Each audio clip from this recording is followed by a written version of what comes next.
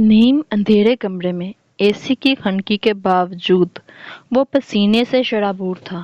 اس کی ٹانگیں لرز رہی تھیں، معصوم سے چہرے پر خوف نمایاں تھا۔ وجہ صرف سامنے کروفرڈ سے کراؤن چیئر پر بیٹھا شخص تھا۔ وہ اپنی وحشت کے ساتھ ٹانگ پر ٹانگ رکھے تنفر سے اسے دیکھ رہا تھا۔ اس کی وحشت اور شراب کی بو۔ وہ 10 سال بچہ خود کو بے جان محسوس کر رہا تھا۔ اس نے بولنا چاہا مگر بول نہ سکا تھا۔ اگر بول نہیں سکتے تو زبان کیوں رکھی ہے؟ وہ دہارا تو وہ ننھی سی جان خود میں سمٹی۔ یہ گناہ ہے، وہ بمشکل بولا تھا۔ اب تو بتائے گا مجھے؟ بولتے انہوں نے ہاتھ میں موجود گلاس اس کی طرف پھینکا جو گرتے چھناکے کے ساتھ چکنا چور ہو گیا۔ وہ سہم کر 2 قدم پیچھے ہوا تھا۔ اللہ پاک ناراض ہو جاتے ہیں، اس نے ہمت کرتے کہا۔ تیرے جیسے گند سے بھی ناراض ہو جاتے ہیں، مگر تو مرتا نہیں، انہوں نے انتہا کی بیزاری سے کہا۔ یہ حرام ہے، اس نے پھر ہمت کی تھی۔ تو بھی۔ ان کے انداز میں نفرت واضح تھی۔ پھپھو کہتی ہیں اللہ میاں سب کو معاف کر دیتے ہیں، بس توبہ کرنی چاہیے۔ جتنا تو بول رہا ہے تیری زبان بھی کاٹنی چاہیے۔ وہ اٹھے تو اس نے منہ پر ہاتھ رکھ لیا۔ وہ مسلسل نفی میں سر ہلانے لگا۔ فکر نہ کر، ابھی تیری زبان نے بہت کام کرنا ہے۔ انہوں نے اس کے کالر سے پکڑ کر ہوا میں ملق کیا تھا۔ تو نے کبھی پی ہے؟ انہوں نے میز پر پڑی شراب کی بوتل کی طرف اشارہ کیا تو وہ خوف سے نفی میں گردن ہلا دی۔ جب تو نے پی نہیں تو کیسے کہہ سکتا ہے؟ بولتے انہوں نے اسے زمین پر پھینکا۔ اس کی تمام ہمت ہوا ہوئی تھی اور وہ رو دیا۔ وہ پچھتا رہا تھا وہ اس کمرے میں آیا ہی کیوں؟ غلطی صحیح مگر کیوں؟ اس کے پاس آ کر وہ ایک گھٹنا فولڈ کرتے جھکے۔ تاہا کو اپنی سانس رکتی محسوس ہوئی تھی۔ پھر انہوں نے اس کا جبڑا پکڑا۔ پی سے۔ وہ نفی میں سر تک نہ ہلا سکا تھا۔ انہوں نے زبردستی اس کے منہ سے شراب کی بوتل لگا کر اس کے حلق میں انڈیلا، مگر وہ مسلسل گردن ہلاتا ہاتھ پیر مارنے لگا۔ انہوں نے یکے بعد 2 تھپڑ اس کے نازک گال پر مارے تو وہ ادھموا سا ہو گیا۔ انہوں نے زبردستی اسے شراب پلائی تھی۔ نہیں، اس کی گرہی آنکھوں سے کئی آنسو نکلتے اس بے حس کے ہاتھ پر گرے تھے، مگر نہ اس کی پکڑ میں نرمی آئی، نہ اس نے تاہا کے حلق میں شراب انڈیلنا روکا تھا۔ شراب اس کے منہ سے نکل کر اس کے چہرے، گردن، کپڑوں نے اس پورے وجود پر گرنے لگی تھی۔ بوتل خالی ہوتے اس نے بوتل اور تاہا دونوں کو فرش پر پٹکا تھا۔ وہ کڑہتے کھانسنے لگا تھا۔ اب بول تیرے اللہ سے کہ تجھے معاف کرے۔ حقارت سے بولتے وہ کمرے سے نکل گئے۔ وہ وہی روتا کڑہتا رہ گیا تھا۔ نیند میں سانس بند ہوتا محسوس کرتے ہیرا کی آنکھ کھلی تھی۔ حواس بیدار ہوئے تو خود کو تاہا کے حصار میں پایا۔ اکثر راتوں کو اس کا حصار ایسے ہی تنگ ہو جاتا تھا۔ وہ نیند میں ڈرتا تھا، مگر کس چیز سے؟ ہیرا نے پہلے تو خود کو آزاد کروایا، پھر اپنے دوپٹے سے اس کے چہرے پر آیا پسینہ صاف کیا۔ سرما کی راتوں میں بھی وہ پسینے سے شرابور تھا۔ اس کا وجود ہولے ہولے کپکپا رہا تھا۔ وہ نیند سے نہیں جگانا چاہتی تھی، مگر جب اس کے دل کی دھڑکن بڑھتی محسوس ہوئی تو اسے جھنجھوڑا۔ وہ ہڑبڑا کر اٹھا تھا۔ اس کی پھیلی پتلیاں اور حیران کن تاثرات گواہ تھے۔ وہ اب بھی خواب کی حالت میں ہے۔ ہیرا نے نرمی سے اس کا ہاتھ پکڑا تو وہ ہوش میں آیا۔ انسان بن جاؤ تاہا الوی، ہیرا نے ذرا غصے سے کہا تو تاہا نے سوالیہ نظروں سے اسے دیکھا۔ انسان ماضی سے عبرت لیتا ہے، جبکہ شیطان اپنے حال کو بھی ماضی بنا لیتا ہے۔ پرسکون ہوتے وہ اپنی جگہ پر دوبارہ لیٹ گئی تھی۔ قرآن میں گزرے اقوام کے واقعات اس لیے بتائے گئے ہیں تاکہ عبرت لی جائے، مگر شیطان انسان کو وہی بتایا کرنے پر اکساتا ہے۔ دنیا میں پہلی سالگرہ فرعون نے منائی تھی، دولت کی نمائش، بھوکے کو اور ترسانا، جو آج کل ہر امیر و غریب کا شیوا بن چکا ہے۔ سب سے پہلے ڈانس بنی اسرائیل نے کیا تھا، سب سے پہلے بھائی کو بھائی نے دھوکہ دیا تھا، ہابیل اور قابیل۔ اور شیطان ہمیں دوبارہ ماضی میں لے جا رہا ہے اور ہم کہتے ہیں یہ جدید دور ہے۔ یہ جدید دور نہیں، ہم ماضی میں جا رہے ہیں، اور انسان ماضی میں نہیں مستقبل میں جاتا ہے۔ ماضی میں تو شیطان رہتا ہے، اسی لیے تو ابلیس توبہ کرنے کے بجائے اب تک ایک سجدہ نہیں کر رہا اور ہمیں بھی اپنے جیسا کر رہا ہے۔ ہم بنی اسرائیل کی طرح ہر محفل میں ڈانس کرنا پسند کرتے ہیں، فرعون کی طرح سالگرہ منانا پسند کرتے ہیں، جبکہ ہمیں تو فکر کرنی چاہیے کہ 1 سال کا وقت اور گزر گیا اور ہم نے اب تک آخرت کی تیاری شروع نہیں کی۔ پہلی بار شراب حضرت نوح علیہ السلام کے زمانے میں بنی تھی اور آج کل اسے اسٹرائل ماڈرنزم سمجھا جاتا ہے، جبکہ یہ تو قدامت پسندی ہے۔ بے شک ماڈرنزم اسلام میں ہے، بنی اسرائیل بننے میں نہیں۔ سر آپ میرے ساتھ ایسا کیوں کر رہے ہیں؟ مریم رو پڑی تھی۔ تم ہوتی کون ہو سر سے سوال کرنے والی؟ اکبر نے غصے سے کہا تھا، جبکہ طاہا پرسکون سا بیٹھا سب دیکھ رہا تھا۔ انسان، اور آپ مجھے اس طرح ٹارچر نہیں کر سکتے۔ وہ بھی حلق کے بل چلائی تھی۔ لڑکی تمہارے ساتھ کیا ہو سکتا ہے اور کیا نہیں تم جانتی تک نہیں۔ اب تک اگر بچی ہوئی ہو تو ماذ کا شکر ادا کرو، دماغ خراب مت کرو میرا، اکبر نے اکتائے ہوئے انداز میں کہا۔ اس نے دیکھا تھا ماذ کو ٹوٹ کر سسکتے ہوئے، اس کا بس چلتا تو اس کی جان لے لیتا، مگر ماذ نے روک رکھا تھا۔ مجھے مسٹر الوی سے بات کرنی ہے، اس نے اٹل لہجے میں کہا۔ شکر ہے اس سے جان چھوٹے گی، سوچتے اس نے دروازہ کھول دیا تھا۔ آپ یہ سب ہیر کی وجہ سے کر رہے ہیں، ہے نا؟ اندر آتے ہی وہ دہاڑی تھی، مگر طاہا کی ایک ترچھی نظر سے خوف سے اس کی روح میں سرایت کرنے لگا۔ وہ 2 قدم پیچھے ہوئی تھی۔ وہ ایسا ہی تھا، اس کی موجودگی ہی مقابل کو خوفزدہ کرنے کے لیے کافی تھی، اور اس کی وحشتناک اور سرد گرے آنکھیں مقابل کی روح تک کام جاتی تھیں۔ غلط میرے ساتھ ہوا ہے مسٹر الوی، ماذ اور ہیرا میرے ساتھ آپ کو بھی دھوکہ دے رہے ہیں، اس نے ہمت کرتے کہا، مگر طاہا ہنوز بس اسے دیکھ رہا تھا۔ اکبر باہر کھڑا بس حکم کا منتظر تھا۔ اب وہ اپنی حسرت پوری کر سکتا تھا، کیونکہ اب یہ طاہا کا حکم ہوتا جو ماذ نہیں ٹال سکتا تھا۔ وہ اپنے ہاتھوں سے اسے مارنا چاہتا تھا جس نے ماذ کو تکلیف دی تھی۔ طاہا ہر ایک کو موقع دیتا تھا اپنی وضاحت دینے کا، وہی موقع وہ مریم کو دے رہا تھا۔ طاہا مسکرا دیا۔ مہر لگ گئی تھی۔ اکبر نے میسج کر کے اپنے آدمیوں کو تیاری کرنے کا کہا تھا۔ تمہاری قبر میں اسی جگہ بناؤں گا جس جگہ تم نے میرے یار کا دل توڑا تھا۔ میں ثابت کر سکتی ہوں ماذ ہیرا کا وہی منگیتر ہے جس نے اسے چھوڑ دیا تھا، مگر ایسا نہیں تھا، وہ تو جانتا تک نہیں تھا۔ مریم کی بات پر وہ چونکا۔ اب اسے مریم کی بات سننی تھی۔ 10 سال سے وہ اس کے نام سے منسوب تھی۔ ماذ ہر عید، ہر تہوار پر اس کے لیے گفٹ بھیجتا ہے۔ انکل ارتضیٰ کے گھر آج بھی وہ تحفے پڑے ہیں۔ ہیرا بظاہر انہیں پھینک دیتی، مگر بعد میں سنبھال دیتی تھی۔ ہیرا کسی مرد کو اپنے قریب نہیں آنے دیتی، مگر اس نے ماذ کا ہاتھ کبھی نہیں جھٹکا۔ کیا یہ ثابت کرنے کے لیے کافی نہیں کہ ہیرا ماذ میں انٹرسٹڈ ہے؟ مریم نے زور دیتے کہا۔ اکبر اندر آیا تھا۔ اپنے دوست اور بیٹی جیسی ہیرا کے خلاف وہ سن نہ سکا تھا، جبکہ طاہا کے تاثرات سپاٹ تھے۔ وہ سمجھ نہ سکا تھا۔ ایسا کچھ نہیں ہے، ماذ کے لیے وہ اس کی ہیر ہے، بہن ہے وہ ماذ کی۔ اکبر نے مداخلت کی۔ مریم طنزیہ ہنسی تھی۔ ہیرا ہی کہتی ہے نا، بول دینے سے بھائی نہیں بن جاتے۔ وہ عمر، معیز یا روف پر کبھی اعتبار نہیں کرتی، مگر جب لڑیب کو لندن میں سیٹل کرنا تھا اس نے ماذ کی مدد لی۔ کیوں؟ کیونکہ اس معاملے میں معیز بھی شامل تھا۔ وہ دونوں وکلا کی طرح بحث کر رہے تھے، جبکہ طاہا جج بنا ہر نقطے کو سوچ رہا تھا۔ تو کیا یہ تصاویر جھوٹی ہیں؟ مریم نے اپنے بیگ سے ایک لفافہ طاہا کے سامنے کیا۔ اس میں ماذ اور ہیرا کی نازیبا تصاویر تھیں۔ طاہا کے اشتعال میں اضافہ ہوا تھا۔ مریم کو تیر نشانے پر لگتا نظر آیا تو وہ بولی، ہیرا ماذ کے لیے گھر سے بھاگی تھی۔ یقین نہیں تو ارتضیٰ انکل سے پوچھ لیں۔ ایسا نہ ہوتا تو اس ٹرین میں ماذ کیا کر رہا تھا؟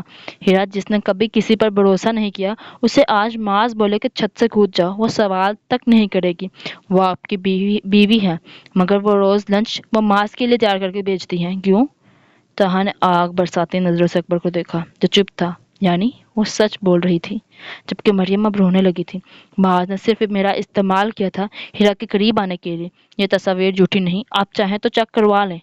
یہ ہیرا نے خود بنا کر تمہارے سامنے پلان کی تھی، اکبر نے کہا، تاکہ اس کا راستہ صاف ہو جائے، مگر مجھے یہ تصاویر ہیرا نے نہیں دی۔ مریم کی بات پر طاہا نے اس کی طرف دیکھا۔ یہ مجھے لڑیب نے دی تھی۔ لڑیب بھی اسی لیے اس سے ناراض ہے، اسی لیے تو ارتضیٰ انکل نے اتنی جلدی اس کی شادی کروا رہے تھے۔ طاہا کے لیے اسے سننا مشکل ہو گیا تو وہ وہاں سے نکل گیا تھا، جبکہ اکبر نے مریم کو قید کروا لیا تھا۔ وہ روتی چلاتی رہی، مگر اکبر نے ایک نہ سنی تھی۔ اس نے ماذ کو تمام صورتحال بتانی چاہی، مگر اس کا نمبر بند جا رہا تھا۔ ایسا تو کبھی نہیں ہوا تھا۔ اسے فکر ہونے لگی۔ اس نے ہیرا کو کال کی کیونکہ ماذ اس وقت اس کے ساتھ تھا، مگر اس کا نمبر بھی بند تھا۔ نیلم کو کال کی تو وہ لندن میں تھی۔ اف! غصے سے اس نے میز کو ٹھوکر ماری، جو ٹس سے مس نہ ہوا، مگر اسے اچھی خاصی چوٹ آئی تھی۔ چھوڑوں گا نہیں تمہیں میں مریم اورنگزیب، اس نے تنفر سے کہا۔ نیلم کب سے لریب کو بس دیکھے جا رہی تھی، جو اس سے ایسے ملی تھی جیسے جانتی تک نہ ہو۔ وہ مسلسل اسے آنٹی کہہ رہی تھی۔ نیلم کو دکھ ہوا۔ لریب، کیا تمہیں سچ میں کچھ یاد نہیں؟ اقدس کی سائڈ پر ہوتے اس نے پوچھا تھا۔ کیا آنٹی؟ سب سے پہلے مجھے آنٹی کہنا بند کرو، انہوں نے غصے سے کہا۔ لریب سہم سی گئی، اس کی آنکھوں کے گوشے نم ہونے لگے تھے۔ نہیں I'm sorry بچے، آپ رو مت۔ نیلم بکھلا سی گئی تھی۔ تبھی اقدس بھی آ گئی، اس کے ساتھ ایک ملازمہ بھی تھی جس کے ہاتھ میں لوازمات سے سجی ٹرے تھی۔ نیلم کا لریب کے رونے پر اس قدر پریشان ہونا اقدس کو ٹھٹکا گیا تھا۔ پپھو، آپ کیوں رو رہی ہیں؟ اس نے حیرانگی سے پوچھا۔ کچھ نہیں، اقدس نے دیکھا وہ اپنے آنسو چھپا رہی تھی۔ لریب، 10 سال اتنا لمبا عرصہ بھی نہیں کہ تم مجھے بھول جاؤ، نیلم نے شکوہ کیا تھا۔ سوری آنٹی، پر جیسے آپ کہہ رہی ہیں، میں محض 7 سال کی تھی، مجھے میرے ماں باپ تک یاد نہیں، تو پڑوسی، لریب نے اپنا نقطہ نظر بتایا تھا۔ یاد وہ رہتے ہیں جن کی کوئی تصویر ہو یا جن کا ذکر ہو رہا ہو، اقدس نے جیسے تسلی دی۔ کیا سیدہ نے تم سے تمہارے ماں باپ کا ذکر نہیں کرتی تھی؟ نہیں، ان کی لاڈلی کا حکم جو تھا۔ لریب کے انداز میں ناراضگی تھی۔ کیوں؟ کیونکہ جو ہمیں مشکل وقت میں چھوڑ گیا، اسے یاد کر کے دکھی ہونے کے بجائے جس نے مشکل وقت میں ساتھ دیا، اسے یاد کر کے خوش ہونا چاہیے۔ عمر کی آواز پر انہوں نے اینٹرس کی طرف دیکھا۔ براؤن جینز پر سفید شرٹ اور براؤن جیکٹ، سفید اور براؤن کمبینیشن کے جوگرز، وہی لاپرواہ سا انداز، ایک ہاتھ جیب میں تو دوسرے میں چابی کو انگلی پر گھماتا، چہرے پر وہ معصومیت سے بھری مسکراہٹ، آنکھوں میں شرارت۔ آہا، شادی سے پہلے تو نو ملاقات۔ اقدس درمیان میں ہی راستہ روک کے بولی تھی۔ ابو کی پرمیشن سے آیا ہوں، اس نے میسج دکھایا تھا۔ وجہ؟ اقدس نے نظر ترچھی کر کے پوچھا۔ آپ کے پاس ہی بیٹھی ہیں میری پیاری سالی صاحبہ، اس نے نیلم کی طرف اشارہ کیا تھا۔ آپ ہیر لے چکی ہیں، مگر لریب اب قانوناً اور شرعی ہر لحاظ سے ہماری ہے، اس نے جیسے جتایا تھا۔ تمہاری شادی کو میں کورٹ میں ایک پیشی پر خارج کروا سکتی ہوں عمر ارتضیٰ، نیلم نے دھمکی دی تو لریب اور اقدس کی آنکھیں باہر کو آ گئی تھیں۔ میری پیاری پری، عمر نے ٹھہر ٹھہر کر کہا، اگر آپ نے ایسا کیا تو آپ کے طاہا کی شادی بھی خارج ہوگی۔ ویسے بھی یہ دونوں 18 کی ہو چکی ہیں، اب ہر عدالت میں یہ میری بیوی ہے۔ عمر نے جواب بھی وار کیا تھا۔ اس دنیا میں ایسا کوئی جج نہیں ہے جو طاہا الوی کے ڈیورس پیپرز پر مہر لگانے کی ہمت رکھتا ہو۔ نیلم نے اسے آئینہ دکھایا۔ میں نے کب ڈیورس کہا؟ میں خلا کی بات کر رہا ہوں میری پیاری پری۔ بولتے ہوئے ایک چھلانگ میں نیلم کا صوفہ پھلانگتی لریب کے ساتھ جا بیٹھا۔ اقدس تو ان دونوں کے انداز گفتگو پر حیران تھی۔ اس کے نزدیک وہ دونوں ہی سوبر تھے، مگر اب وہ لریب تو یوں اچانک عمر کی حرکت پر سٹپٹا سی گئی اور کچھ فاصلے پر بیٹھ گئی۔ اس کی حرکت پر عمر مسکرا دیا تھا۔ الویز میں طلاق نہیں ہوتی، نیلم نے بھویں اچکاتے کہا۔ بٹ مر سکتا ہے، مگر اپنے حق سے دستبردار نہیں ہو سکتا، عمر نے بھی اسی انداز میں کہا تھا۔ لریب میرے ساتھ کراچی جائے گی، نیلم نے زور دیا۔ وہ میرے ساتھ لاہور جائے گی، عمر نے بھی زور دیا۔ وہ کہیں نہیں جائے گی، اقدس نے بات ہی ختم کی تھی۔ یہاں پر ہو کیا رہا ہے؟ لریب روحانسی سی ہو گئی تھی۔ کچھ نہیں، بس بچپن کی یادیں تازہ کر رہا تھا، عمر نے مسکرا کر کہا۔ نیلم بھی مسکرا گئی تھی۔ سچ میں شروع سے ہی سمجھدار تھا، تبھی تو جانتا تھا میری زندگی میں سوتن کا کردار آپ ادا کریں گی۔ فضول باتیں نہ کرو عمر، نیلم نے جھڑکا تھا۔ اس نے ہونٹ پر انگلی رکھ لی۔ کل لریب کا لاسٹ پیپر ہے، اس کے بعد وہ جس کے ساتھ جانا چاہے، نیلم نے تجویز پیش کی تھی۔ اسے آپ یاد تک نہیں، عمر نے چھیڑا۔ تبھی لریب نے بے یقینی سے نیلم کو دیکھا تھا۔ عمر، اس میں جو لکھا ہے کیا وہ سچ ہے؟ اس نے اپنے ہاتھ میں بنی گھڑی کی طرف اشارہ کیا، جبکہ اقدس اس کی گھڑی کو دیکھ سب سمجھ گئی تھی، کیونکہ ایسی ہی گھڑی اس نے ماس کے پاس بھی دیکھی تھی۔ You chatter! اب میں سمجھی تم پاس کیسے ہوتی تھی، وہ چلائی۔ طاہا اضطراب کی کیفیت میں کب سے گاڑی سڑکوں پر گھما رہا تھا۔ شام سے رات ہو چکی تھی، مگر اسے سکون نہیں مل رہا تھا۔ ایسا نہیں تھا کہ اسے ہیرا پر یقین نہیں تھا، مگر مریم کی باتوں کو بھی جھٹلایا نہیں جا سکتا تھا۔ وہ ہیرا سے بات کرنا چاہتا تھا، پر وہ اسے غلط نہ سمجھ لے۔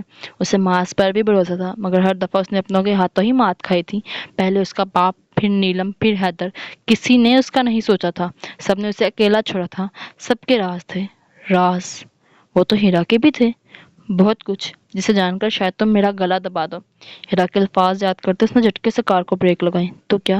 نہیں، مجھے ہیرا سے بات کرنی چاہیے۔ نیلم محل میں آتے وہ سیدھے اپنے کمرے کی طرف آیا تھا۔ معمول کے مطابق اس نے اپنے کوٹ سے گن نکالی جو روز وہ ہیرا زبردستی اسے دیتی تھی۔ وہ جانتا تھا وہ کمرے میں نہیں ہوگی۔ وہ جلدی سے فریش ہو کر ہیرا سے بات کرنا چاہتا تھا۔ نہ جانے کیوں اس کا دل بے چین ہو رہا تھا۔ دروازے کا نوب گھماتے اس کی دل کی دھڑکن تیز ہوئی۔ دروازہ کھولتے ہی اس کا دل دھڑکنا بھول گیا تھا۔ پاؤں تلے سے زمین کیسے نکلتی ہے اس نے آج جانا تھا۔ آسمان سر پر گرنا کسے کہتے ہیں وہ اس ایک لمحے میں سمجھا تھا۔ تہا نے پلکیں جھپکی۔ ہیرا اور ماس ساتھ تھے، قریب، بہت قریب۔ اس نے دوسری دفعہ پلکیں جھپکی، گویا آنکھوں میں مرچیں چلی گئی تھی۔ ہیرا نے ماس کی گردن میں بازو ڈالا ہوا تھا تو ماس کا ہاتھ اس کے کندھے پر تھا۔ ہیرا نے کبھی کسی مرد کو اپنے قریب نہیں آنے دیا، مگر ماس کا ہاتھ اس نے کبھی نہیں جھٹکا۔ مریم کی آواز سماعت سے ٹکرائی۔ اس نے تیسری دفعہ پلکیں جھپکائی تو گرہ آنکھوں میں خون سوار ہو گیا تھا۔ ماس نے گردن ترچھی کر کے اسے دیکھا تھا۔ اس کا رنگ سفید لٹھے کی مانند ہو گیا۔ مسٹر الوی؟ اس کی آواز میں خوف تھا۔ تہا کے تاثرات سپاٹ تھے، سرد، دہشت زدہ، گرے آنکھوں میں خون سی سرخی تھی۔ ماس نے ایک نظر اپنی اور ہیرا کی حالت پر ڈالی اور مسلسل نفی میں سر ہلانے لگا۔ تہا نے اس کی طرف قدم بڑھایا تھا۔ ماس نے ہیرا کو چھوڑ دیا۔ ماس نہیں، میرے پاس رہو۔ ہیرا کی سرگوشی نما آواز نے گویا آگ میں گھی کا کام کیا تھا۔ میں یہی ہوں۔ ماس نے اسے تسلی دی تھی۔ تمہاری ہیر اس دنیا میں سب سے زیادہ پیار تم سے کرتی ہے۔ ہیرا کی بات پر وہ مسکرایا تھا۔ تہا پر گویا دہکتا لاوا گرا تھا۔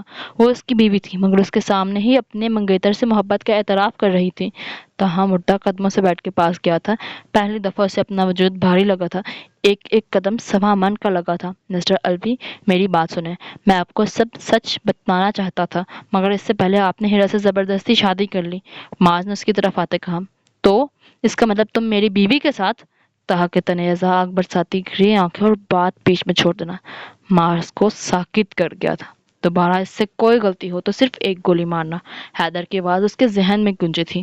تہا نے اپنے ہاتھ میں موجود گن کو دیکھا اور تہا کو دل پر بوجھ بھرتا محسوس ہوا تھا۔ تہا نے وہ گن ہیرا کی طرف کی۔ ماس کی آنکھیں پھیل گئی تھی۔ الویز ہمیشہ اپنی فیملی کو چنتے ہیں۔ ماس ہیرا کے سامنے آ گیا۔ کیوں ماس الوی، کیوں؟ ایک لڑکی کے لیے۔ ماس نے مسکرا کر تہا کو دیکھا۔ جس شخص نے کبھی اپنے باپ سے یہ نہیں پوچھا تھا کہ وہ کیوں اسے مارتا ہے، کیوں اسے شراب پلائی، کیوں اسے وہ زندگی دی جس سے موت بھی پناہ مانگے، کیوں اسے ایک مسلمان سے کافر بنایا، وہ اس سے سوال کر رہا تھا۔ وہ میری ہیرا ہے۔ ماس کے الفاظ کھنجر کی طرح اس کے دل پر لگے تھے۔ نہ زخم پرا نہ خون نکلا مگر تہا کو اپنی جان نکلتی محسوس ہوئی تھی۔ تہا نے اس کے ماتھے پر بندوق رکھی۔ ماس نے آنکھیں بند کر لی۔ وہ الوی تھا۔ الوی موت کو بھی میڈل کی طرح قبول کرتے ہیں۔ تہا کی آنکھ سے ایک موتی بھی میل ہو کر فرش پر گرا تھا اور کارپیٹ میں جذب ہو گیا۔ 10 سال بعد وہ پھر سے رو پڑا تھا۔ ٹھاک گیا آواز کے ساتھ ہر طرف خاموشی چھا گئی، روح تک میں سرایت کرنے والی خاموشی۔ گولی اس کے دماغ کو چیرتی سر سے آر پار ہوتی سیدھا تہا کی تصویر میں دل کے مقام پر لگی تھی، جہاں ہیرا کی کھلکھلاتی سی تصویر تھی۔ ہر تصویر میں وہ سپاٹ تھی، صرف اس واحد تصویر میں وہ ہنس رہی تھی۔ خون کا فوارہ اس کے سر سے پھوٹا، سفید بیڈ شیٹ پر گرا تھا۔ ماس کا وجود بے جان ہوتا فرش پر ڈگ گیا۔ ماس گرا تو تہا نے دیکھا ہیرا بے سدھ سپ رہی تھی۔ تہا اس کی طرف بڑھا تو وہ بے ہوش تھی۔ تہا کو اپنا سر بھاری ہوتا محسوس ہوا۔ کیوں ہر کوئی اسے دھوکہ دیتا، اس پر دوسرے کو چنتا تھا؟ ڈھونگ، سب ڈھونگ تھا۔ اس کی آنکھوں میں نظر آنے والا اپنا عکس، اس کی فکر، سب ڈھونگ تھا۔ وہ دماغ سے سوچتی تھی۔ اسے تہا میں فائدہ نظر آیا تو اس نے اسے اپنا لیا۔ آخر کھویا ہی کیا تھا اس کی محبت بھی اس کے پاس تھی۔ اسی لیے ماس کے نہ آنے پر وہ ناراض ہو جاتی تھی۔ جب ماس کو ملک سے باہر بھیجتا تھا وہ تہا سے لڑنے لگتی تھی۔ وہ دونوں اتنے وقت سے اسے بیوقوف بنا رہے تھے اور وہ بنتا رہا تھا۔ سب لیزا کی طرح ہی ہوتی ہیں۔ یہ بھی لیزا حسن ہی کی طرح تھی، بس نام اور شکل کا فرق تھا۔ کیوں؟ تہا ہی کیوں؟ وہ چہرہ جو اسے سب سے خوبصورت لگتا تھا بدنما لگنے لگا تھا، ان نشانوں سے بھی زیادہ بدنما۔ اس کا دل چاہا اس چہرے کو نوچ دے۔ اپنا سر پکڑتے وہ کمرے سے باہر آیا تھا۔ اشتعال تھا جس پر قابو نہیں ہو پا رہا تھا۔ دو قریبی رشتوں نے اس کے ہاتھوں مار کھائی تھی۔ کیوں ہمیشہ اسے اس کے یقین کی سزا ملتی تھی؟ اسے لگا اس کا دل پھٹ جائے گا۔ ہیرا اور ماس کا ساتھ گزرا ہر لمحہ اس کی نظروں کے سامنے کسی فلم کی طرح چلنے لگا تھا۔ سب کچھ تو اس کے سامنے تھا، بس وہی بیوقوف تھا۔ انہوں نے تہا کے انہا پر نہیں، غیرت پر وار کیا تھا۔ آئی ہوپ آپ سب کو ایپیسوڈ پسند آئے گی۔ نیکسٹ ایپیسوڈ کے لیے سبسکرائب کر لیں، like comment and share please آپ کو اپنی رائے ضرور دیا کریں، یہ آپ کا فرض ہے اور میرا حق. میں اتنی مشکل سے وائس اوور کرتی ہوں، آخر اتنا تو بنتا ہے نا.